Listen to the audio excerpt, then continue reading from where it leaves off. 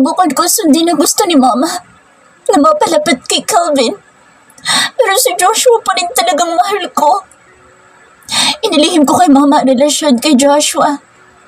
Noon din ay kinakasal na kayo ni Calvin kaya naging malakas ang loob ko. Ngunit naputol lang siya ko nung bumalik si Roldan sa buhay namin. Ginugulo niya kami. Tumigil siya sa pagsasalita at tinabol ang paghinga. Bakas din ang matinding takot sa mga mata niya. Ano nangyari?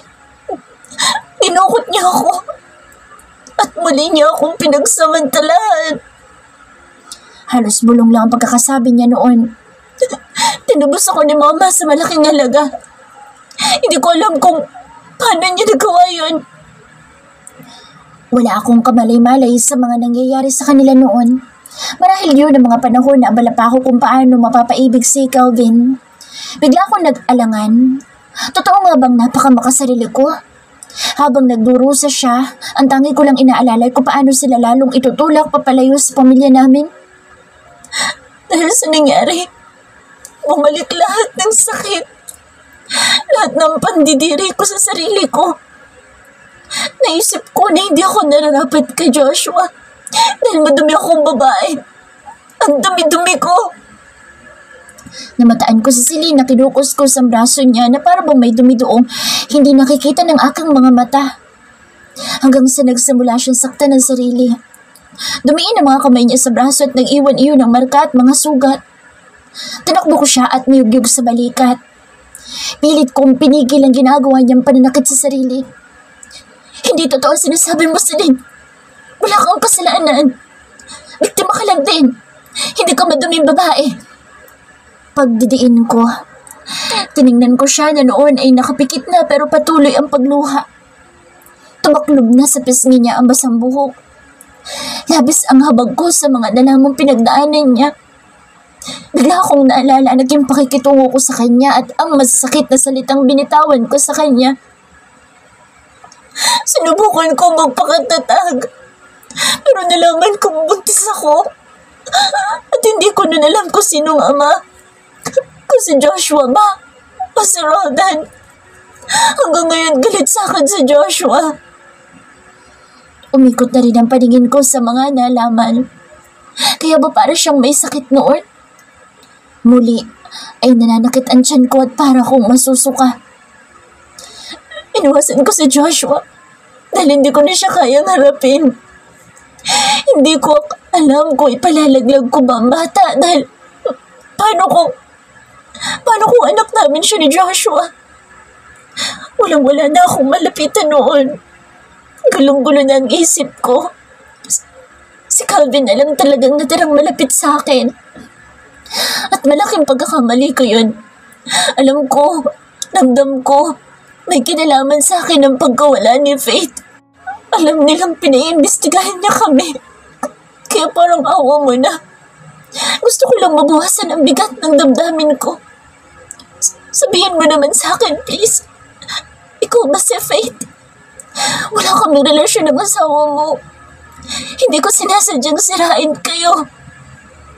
Iminulat niya ang mga mata na noon ay nagsusumamo. Aaminin ko ba sa kanya ang totoo? Pero paano bukas? Nandito si Helen at si Daddy. Nanginginig na ang buo kong katawan. Basang-basa na kami pareho ng ulan. Nahihirapan ako iproseso lahat ng sinabi niya. I can't decide whether to tell her the truth or protect myself. I'm sorry. Mahinang sagot ko. Nalaglag ang balikat niya at namataan ko ang pagkuyom ng palad niya. Ramdam kong lalong nadagdagan ng pagsisisi niya. Sa pagkagulat ko'y bigla niya akong hinawi dahilan para mawalan ako ng balanse. Itinukod ko ang mga kamay para hindi ako tuluyang mapasubsob sa buhanginan. Ilang hakbang lang mula sa pwesto namin ang dagat at mabilis niya iyong narating. Nalalaka ang mga mata ko nang lingunin siya. Nasa tubig na siya at namataan ko ang paparating na mataas na alon. Mabilis akong bumangon pero hindi na ako umabot. Celine! Ubod ng lakas ang ginawa kong pagtawag sa kanya. Parang lalabas ang puso ko sa labis na takot. Sa harapan ko ay nilamon siya ng mataas na alon. Hindi! Hindi kaya ng konsensya ko ito. Madalim ang paligid at napakagululo ko. Hindi ko alam kung marunong siya lumangoy. Isa pa'y lasing siya. Hindi na ako nakapag-isip ng maayos. Tinakbo ko ang dagat sa pag-asang makikita ko siya. Paglapat pa lang ng paa ko sa malamig na tubig ay nakaramdam na ako ng takot. Nanginig ang buong katawan. Ngunit namataan ko sa Celine na nakapikit. Para bang kailapit niya sa akin kung kaya pilit ko siyang inabot. Celine, dito! Bumalik ka dito! Umiiyak na tawag ko sa kanya. Lumusog na ako sa tubig at huli na nang makita ko ang paparating na alon. Marunong akong lumangoy, ngunit nang humampas sa akin ang alon, ay tila nalimutan kong kumilos. Namalayan ko na lang, nalulunod na ako at nasa ilalim na ng mapagparusang dagat. Nagmulat ako ng mga mata at ganoon na lang ang takot ko na makita ang mga taong nakapaligid sa akin. Lahat sila ay payapang nakapikit. Nanlaki ang mga mata ko na mapagtanto ko kung sino sila. Sila, yung mga kasama ko sa lumubog na bangka. Sila yung mga nagpipilit kumapit sa akin. Biglang bumilis ang tibok ng puso ko at nagpakawala ako ng sigaw sa takot. Ngunit sa halip ay tubig ang pumasok sa aking ilong at bibig. Sinubukan kong tumipa pero ayaw sumunod ng aking katawan. Nagkakawag ako sa tubig ngunit patuloy lang ako sa paglubog. Naanino ko sa Celine na kasama ko sa ilalim ng tubig. Ilang di pa lang ang layo niya sa akin. She has her eyes closed and she looks so peaceful that it scares me. Celine! Tawag ko sa kanya sa isip.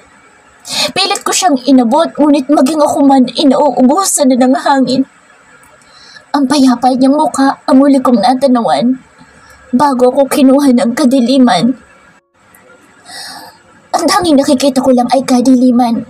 And yet, I no longer feel threatened by the dark. Here, I'm at ease. The calm and peaceful space here is helping me feel more comfortable. Dito ay makakapagpahinga na siguro ako. Wala na ang takot at alalahanin. I am welcoming that when I hear a voice calling my name. Hindi ko yun pinansin ngunit lubhang napakakulit noon. Breathe, please. Nagmamakaawa ako sino man tumatawag sa akin. Bagya ko lang narinig ang boses niya. Bigla ay naramdaman ko parang may umaahon buhat sa aking tiyan. I began to panic. No. Ayoko na sanang umalis sa lugar na ito. Mas payapa dito. Nasundan ang pag-aho ng tiyan ko ng pakiramdam na para akong nauhulog buhat sa kinaroroonan ko. Sumigaw ako sa takot ngunit naramdaman kong may nakadagan sa aking dibdib. Walang boses na lumabas sa aking bibig at naikunat kong noo ko dahil doon. Ilang segundo nga lang ay hindi ko na napigilan ang pagkawala ng tubig sa aking bibig at ilong. Makailang beses akong umubo. Pakiramdam ko ay muli na naman ako nalulunod. Nagpatuloy lang ako sa pagsuka ng tubig. Tuluyan na akong nawala sa kanina itahimik na lugar na kinaroroonan ko. Nang muli ako magmulat, ay sinalubong ako ng mga mata ni Kelvin. Naguguluhang napatitig ako sa kanya. Kahit nalalabo ang paningin ko ay alam kong siya ang kaharap ko ngayon. Pinagmasdan ko siya na noon ay nakatunghay sa akin. Sa kadiliman ng gabi ay ang mga mata niya ang uno kong napansin but worry and anxiety are written all over his face. His hair is also dripping wet.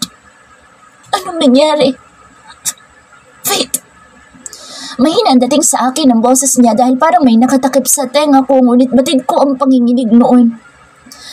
Unti-unting bumalik ang aking pakiramdam. Nanginig ako sa lamig ngunit parang sinisalaban ng aking dibdib.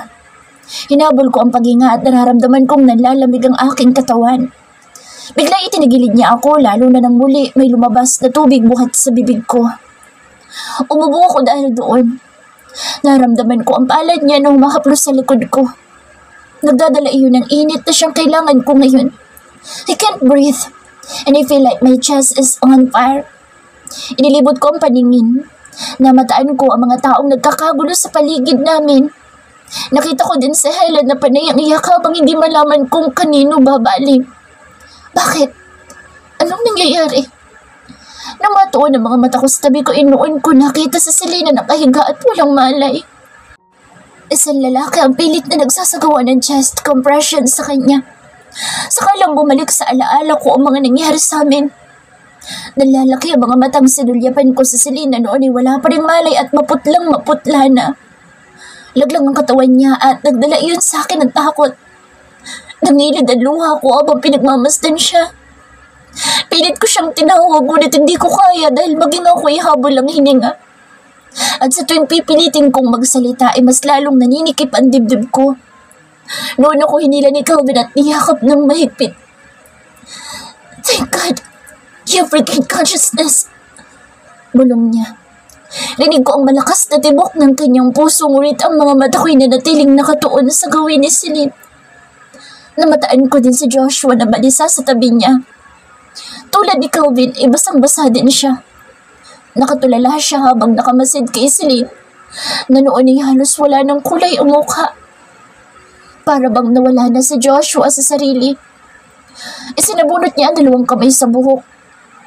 Mas lalo kong nanginig ng dismayadong umiling ang lalaking nag-CPR kay Celine. I'm sorry, sir. Try again! Utos ni Joshua sa kanya. Puno ng takot ang boses niya. Pero sir, wala na talaga. What did you say? Hindi na ni Joshua pinatapos ang lalaki sa sasabihin. Itinulak niya ito at siya na mismo ang nag-perform ng CPR at rescue breathing kay Celine. Narinig ko ang pagbilang niya habang tumaas baba ang kamay niyang nakatuon sa dibdib ng babae. I can see the desperation in his eyes. Celine! Wake up! Sambit niya sa pagitan ng pagbibilang ngunit hindi man lang gumalaw ang babae. Bakas ang matinding pagsisisi sa mukha niya. Wake up! May bahid ng galit na sigaw ni Joshua habang pinapanood lang siya ng mga kasama namin. Waring iniisip ng mga ito na wala nang saysay ang ginagawa ni Joshua na pagsasalba sa buhay ni Celine. Sa kabila noon ay wala ni isa man lang ang nagtangkang pigilan ito. Don't leave me! Shit! Sabi mo, mahal mo ako! Sigaw ni Joshua kay Celine. Wala na siyang pakaalam kung naririnig man namin ang mga sinasabi niya. Maging si Helen noon ay hindi magawang lapitan ng lalaki. Hindi ko sinabing magpakamatay ka! Nang sugyapan ko si Calvin, ay nakita kong puno din ng pag-aalala ang mga mata niya habang nakamasid kay Celine. Nagulat ang lahat na may biglang mga tubig din na lumabas sa bibig ni Celine. Muli ay nagkagulo ang mga tao sa paligid namin. Boses ni Helen ang nangibabaw sa lahat. Han! Dali! Sa Celine! Sigaw niya. Halatang nagkapag-asa sila na maisasalba pa ang babae. Noon unti-unting dumidilim muli ang aking paningin. Pakiramdam ko ay papanawan akong muli ng ulirat. Sobrang lamig at para bang hindi sapat ang hangin sa aking katawan. Kahit na anong lalim ng paghinga ko ay kulang na kulang iyon.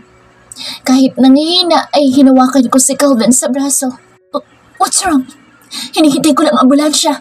Dadaling kita sa ospital. Bakas ang pagkabahala sa boses niya. Muli niyang pinagkiskis ang palad at dinala sa aking pisngi. Hindi na ako nakainit. Nararamdaman ko na nagkakagulo sa pwesto namin at may nagbalot muli sa akin ng towel. Naririnig kong mabibilis na yabag na lumapit sa akin. Calvin, nakahanda ng ambulansya! Narinig ko ang nanginginig na boses ni Daddy. Para pang galing siya sa malayong lugar at hinihingal pa.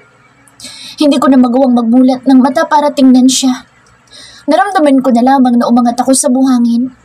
Ilang minuto lang ay sakay na ako sa ambulansya. May nurse doon at may kinabit sila sa akin, kasunod ay ang oxygen. Hindi umalis sa tabi ko sa Calvin na panay ang haplos at pisil sa kamay ko. May warm blanket din silang ginamit sa akin. Hindi ko mapigilang isipin si Daddy. Alam na kaya niyang ako sa fate? I'm here. You'll be alright. Bulong ni Calvin sa akin na siyang nagpapalakas ng loob ko. Ikinulong niya sa dalawang palad ang kamay ko. Dinala iyon sa pisngi niya. Pagdating sa emergency room ng ospital ay agad kaming sinalubong ng mga nurse at doktor. Hindi pa ako natatagalan doon ay narinig ko na rin ang boses ni Helen. Bilisan niyo! Iligtas niyo ang anak ko! Sigaw niya sa mga nurse at doktor. Han, kumalma ka. Narinig ko din si Daddy na pilit siyang pinapakalma. Hindi! Kapag hindi niyo naisalbang ano ko, humanda kayong lahat! Ipakukulong ko kayo! Banta ni Helen sa kanila. Helen, walang mangyayari sa pagbabanta mo! Bakas na ang galit sa boses ni Daddy. Marahil nahalata iyon ni Helen kaya natahimik siya.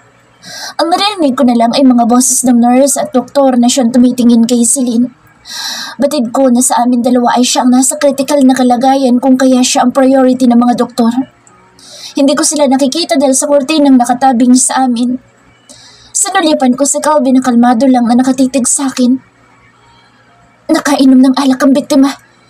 Naulinigan ko sambit ng isa sa mga tumitingin kay Celine. Ipinikit ko na lang ang mga mata at umusal ng dalangin na sana ay makaligtas sa Celine. Hindi niya dapat sapitin ng ganito. My heart sank with regret. I never imagined myself crying over Celine. Kung noon ay galit ako sa kanya, ngayon ay sobrang nadudurog ang puso ko sa pinagnaanan niya. May karapatan din siya sumaya. Gusto ko pang makabawi sa kanya. Gustong-gusto kong kumprontahin si Helen ngayon, ngunit hindi kaya ng katawan ko. Pilit kong hinahabol ang paghinga at pakiramdam ko na naman ay masusuka ako. Agad naman na umalalay sa akin si Calvin. Anong nararamdaman mo? Kapag pwede na ipalilipat kita sa ospital sa Manila. Nag-aalala ang mga mata niyang nakabaling sa akin. Naramdaman kong may humawi sa kurtina. Sir, ikaw pong kasama ng pasyente? Tanong na isang babae sa kanya. Yes. Maiksing sagot niya na hindi ito nilingon dahil ang atensyon niya nasa akin. Ano pong relasyon niyo sa patient? Ulit na tanong ng babae. I am her husband. Mukhang nalimutan na niyang napagkasunduan namin na ililihim ang tunay kong katauhan. Calvin? Nagulat kami pareho nang marinig ang boss ni Daddy. Hindi namin namalaya na nandoon na rin pala siya sa pwesto namin. Nakita ko si Daddy na matamang nakamasid sa akin. Ramdam ko ang pangungulila niya habang pinagmamasdan ako. Bakas ang matinding kalituhan niya at nangingili din ang luha. Kanina pa ako nalilito buhat nang makita ko siya. Tinawag mo din siyang Faith. Kaya ako lumapit dito. Sabihin mo sa akin na totoo. Siya ba ang ano ko? Siya ba si Faith? Sinulipan ako ni Calvin. Nagtatanong ang mga mata niya at hindi ko malaman kung paano sasagot. Itinuon ko ang mga mata kay Daddy na nagpapalipat-lipat ang tingin sa amin. Calvin, pakiusap. Huwag na kayong maglihim sa akin. Pagmamakaawa niya. Sa pagtatako ko ay bigla siyang humagulhol. Hindi na niya hinintay ang sagot ni Calvin. Lumapit siya sa akin, inabot ang kamay ko at dinala sa kanyang labi. Naramdaman ko ang pagpatak na luha niya sa likod ng aking palad. Faith, anak, parang awa mo na. Kung ikaw man yan, huwag mo naman akong talikuran. Pakiusap niya. Kita-kita ko ang sakit na nakalatag sa mga mata niya. Alam ko, anak, na malaking kasalanan ko sa'yo. Itinaboy kita noon at may masasakit ako ang sinabi sa'yo. I didn't mean it, anak. Sobrang nasakit na noong totoong nawala ka sa akin. Sinisisi ko ang sarili ko at araw-araw pa rin kitang naiisip. Nandito ka pa rin sa puso ko. Sambit niya at itinuro pa ang dibdib na para bang kaibigat ng kanyang nararamdaman. Faith, please. Patawarin mo si Daddy. Naglumuhod siya sa tabi ko at hindi ako makapagsalita. Kusang nangilid ang luha ko at mas lalo kong nahabol ang paghinga. Sir, mawalang galang na po pero kailangan pong i-ECG at mag-perform ng mga test para sa pasyente. Awat sa kanya ng nurse. Halata ang pag-aalala sa mga mata niya nang sulyapan ako. Dad, please. Hindi ito ang tamang oras para pag-usapan yan. Let her recover first. Sabat na rin ni Calvin. Hindi niya itinanggi ngunit hindi din niya inamin kay Daddy ang katauhan ko. Gayunpaman, malakas ang kutob kong hindi na ni Daddy kailangan ng kumpirmasyon buhat kay Calvin. Ang mga nakita pa lang niya kanina ay sapat na. Ramdam ko din ang pag-aalangan ni Daddy nang bitawan ang kamay ko. Tumango siya kay Calvin saka tumayo buhat sa pagkakaluhod. I'm sorry. Baling niya sa nurse. Muli niya akong nilungon at pinunasan ng luha. Celine! Anak, please, lumaban ka. Bulilas ni Helen dahilan para maagaw noon ang atensyon naming lahat. Mabilis na napahakbang si Daddy. Muli siyang lumabas sa nakatabing na kurtina sa pwesto ko. Hindi ako mapalagay dahil sa mga pagtangis ni Helen. Ang isip ko ay lumilipad kay Celine. Ano na kayang nangyayari sa kanila? Shh! Don't worry. Celine will be fine. Pag-aalo sa akin ni Kelvin na para bang nabasa niya ang iniisip ko. Taliwas sa sinasabi niya ang nababasa ko sa mga mata niya. Malinaw na maging siya ay nababahala din. Sir, kailangan ma-confine si Ma'am para ma-monitor ang breathing niya hanggang sa makarecover siya. Kailangan ng result ng mga test na gagawin sa kanya. Pagbibigay alam ng nurse kay Calvin. Matapos iyon ay may dalawang lalaking lumapit sa akin para dalhin ako sa kabilang bahagi ng ospital kung saan gagawin ang mga laboratory test sa akin.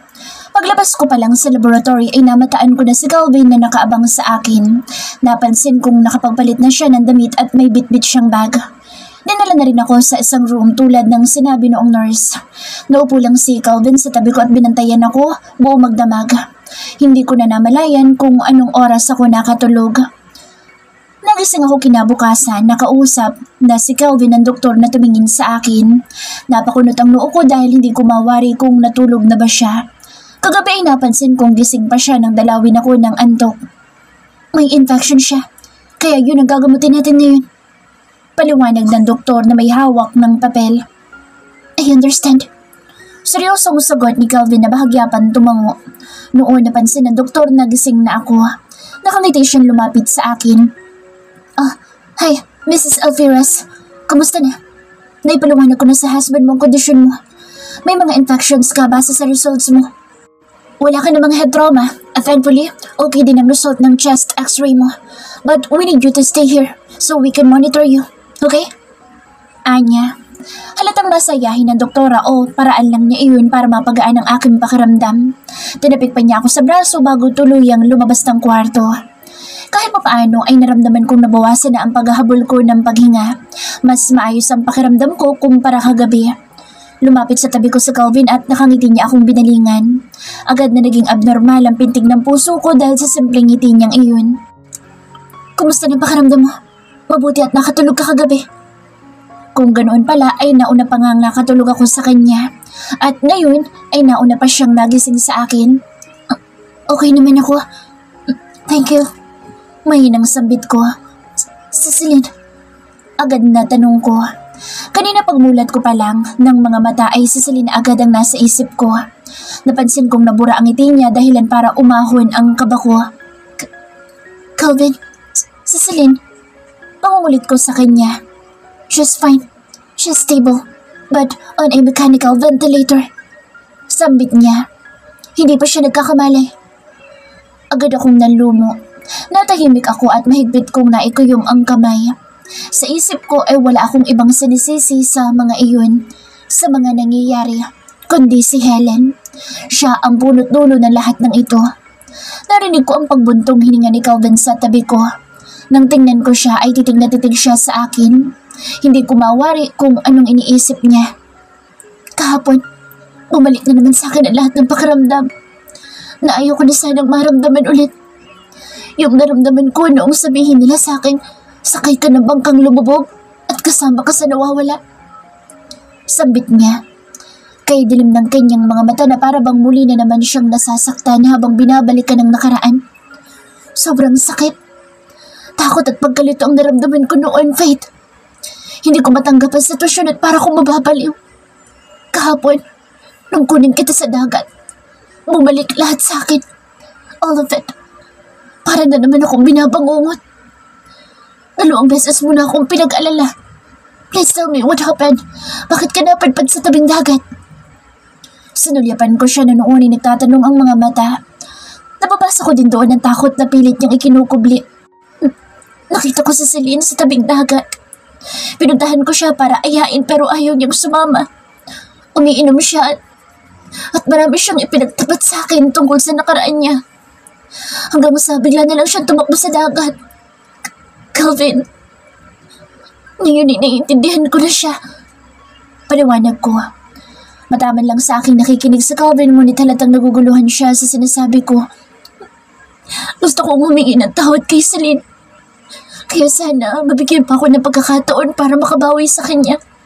Ang sama-sama ko sa kanya noong mga panahong kailangan niya ng tulong. Napakunod ang noo niya sa mga sinabi ko. I don't understand. Celine did not specifically say what happened to her. Ang alam ko lang ay kailangan niya ng tulong dahil naghiwalay sila ng dati niyang nobyo na si Joshua na nga. And she got pregnant. Noon siya nagsimulang magbago mga kilos. She wanted to end her life. Ilang beses na rin niyang pinag-isipang ipalaglag ang bata. The truth is that she caused me so much stress at that time. Pero hindi ko siya kayang talikuran na lang, lalo pat ayaw niyang humingi ng tulong maging kay Helen. Alam ko kung bakit. Sinabi sa akin ni Celine lahat. Calvin, delikado si Helen. She is connected to dangerous criminals. Pagdidiin ko. What? Sabihin mo sa akin kung ano pa mga ipinagtapat ni Celine sa'yo. Sagot niya. Umayo siya ng pagkakaupo sa tabi ko. Halatang tensyonado siya sa mga ipinagtatapat ko sa kanya. Nagsimula akong idetalye sa kanya lahat ng naaalala kong sinabi sa akin ni Celine. I watched as his face flashed with different emotions. Shock, confusion, and rage. Marahas siyang tumayo pero mabilis ko siyang hinawakan sa braso. Calvin, huwag kang magpadalos-dalos. That woman, paano niya nagawa sa sarili niyang anak yun? Calix should know all this. Anya sa pigil na galit. Calvin, sa palagay ko'y kailangan ko na magpakilala kay Daddy. Matapang na sambit ko. Bigla siyang natigilan. Nabasa ko ang pag-aalangan sa mga mata niya. But Faith, poprotektahan mo naman ako, hindi ba? Kasal na ba si Daddy kay Helen? Nag-aalangang tanong ko. Batid ko nagulat siya pero agad siyang umiling. No, Dad rescheduled their wedding after you went missing. Ang sabi niya maghihintay siya na 1 taon bilang respeto sa pagkawala mo. Ngunit nakalipas na 1 taon na hindi pa rin nauungkat ang kasal nila. Alam ko nagluluksa pa rin siya sa pagkawala mo. Nakahinga ko ng maluwag sa nalaman. Hindi ko alam kung ano magiging damdamin kay Daddy. Nasasaktan pa rin ako sa mga sinabi niya sa akin noon bagamat nag-aalala ako sa kanya. Mahal ko pa rin siya lalo na pagkakita ko sa kanya kahapon. Hindi ako papayag na makasal siya kay Helen, lalo pa ngayon na alam ko kung anong klaseng babae ito. Okay, papapayag na akong aminin mo ang totoo kay Dad. I am here at hindi kita pababayaan. Sa huli ay sambit niya. Bagamat nakikita kong nag-aalala siya sa gusto kong mangyari. Nababasa ko din ang determinasyon niya na protektahan ako. Pero magpalakas ka muna sa ngayon. Pahabol niya. Tumango ako at ngumiti. Nagulat pa ako nang bumaba ang mukha niya sa akin at kasunod noon ay ang paglapat ng labi niya sa pisngi ko. Malapit na malapit lang iyon sa akin labi at agad na bumilis ang pintig ng puso ko. Nang sulyapan niya ako ay mahina siyang natawa. Ramdam ko ang pag-iinit ng pisngi ko at marahil iyon ang napuna niya. I'm glad to see that your face now has color. Patutsyada niya. Hindi ako umimik dahil alam kong namumula ngayon ang buo kong mukha at yun ang tinutukoy niya. Iniwas ko ang tingin ko sa kanya dahil sa pagkapahiya. Faith, tawag niya sa akin. Muli ko siyang tiningnan.